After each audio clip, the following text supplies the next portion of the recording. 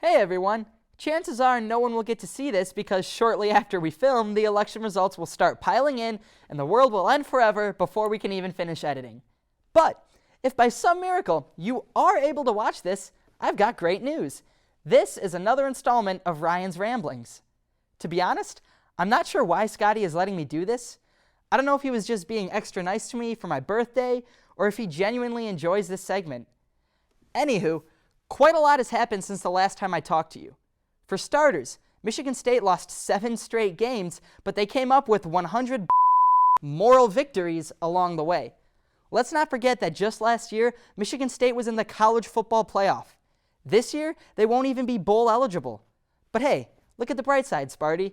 You'll score just as many points in a bowl game this year as last year. Notre Dame also lost again this weekend, this time by blowing a lead to Navy, putting them at 3-6 on the season. If they lose another game, they'll join the likes of Michigan State and Rutgers by eliminating the possibility for bowl eligibility. Even with a bowl game of far-fetched hope, the Notre Dame athletic director has already confirmed that Brian Kelly will be leading the Irish out of the tunnel in 2017. Unless Notre Dame likes being terrible at football, Brian Kelly better be leading the team out while dressed as a leprechaun, because he has completely shit the bed as head coach. Central Michigan's 15 seconds of fame quickly came to an embarrassingly quick climax after they started playing like people expect Central Michigan to play. In the meantime, Western Michigan reminded everyone why it's Michigan's favorite cousin by running the table so far this season, making them one of the 5 remaining undefeated teams and earning them a spot at the 14 in the AP poll. Their motto, "Row the boat," has become an internet sensation and has inspired me to create this next segment, which we're calling Boating School.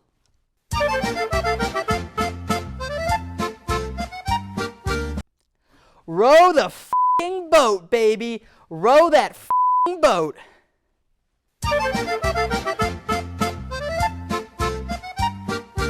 Finally, let's talk about Michigan.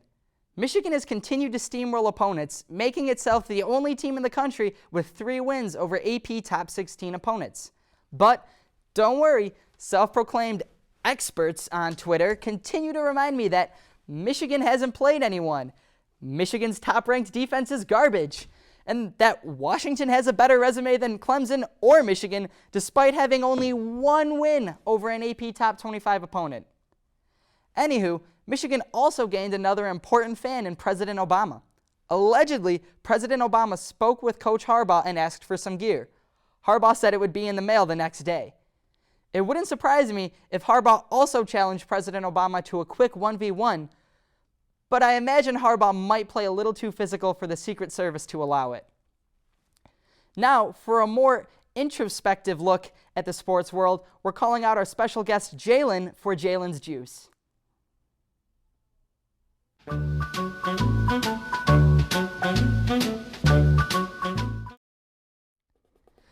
I'd like to welcome to the show now my special guest, Jhaelon. Jhaelon here is our news correspondent for all the inside scoops that you need.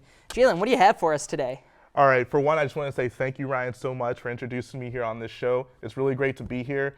You know, a lot of the mainstream media likes to put out a bunch of nonsense, a lot of really toxic news stories, but I'm here to deliver the fans what they really need, and what they really need is the truth.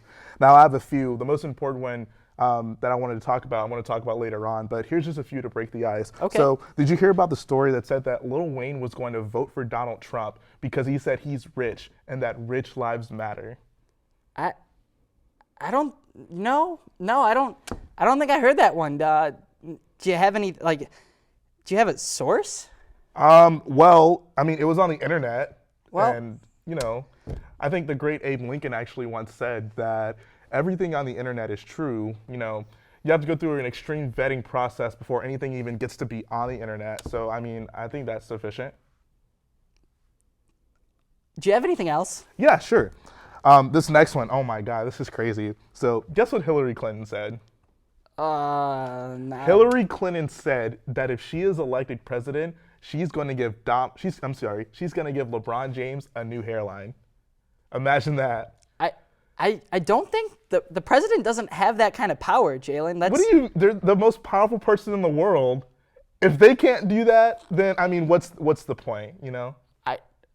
I just feel like there's bigger issues at stake with this election, but See, mainstream media would want you to think that. They're putting all these images in your mind about what's really important and what's really valuable. But what you don't understand is what's really going on behind the scenes, what's really happening. Everything that you see on TV is just a distraction from something that's more important. But this is me showing you what's really important. are you sure that story might not be a distraction by chance, or? Okay, Ryan. You know, I only agreed to come on here because I heard it was a really good environment and it was really conducive to the flow of ideas. And if you're just gonna continue to push me away and shut me down, then maybe I don't need to be here. You know what? I accept your apology. So let's go on to the final news story. All This right. one is a real doozy. Now check this out. Donald Trump said that Harriet Tubman belongs on the front of food stamps. You know, I actually believe that one. That's definitely plausible. Yeah, I actually believe it. And on that note, I think this concludes Jhaelon's Juice. And on behalf of the Ultimate Sports Show, I'm Ryan Roos. I'm Jhaelon, who's got the juice. Thanks. We'll see you next week for a full episode. And don't forget, eat your steak, drink your milk, and hooray sports!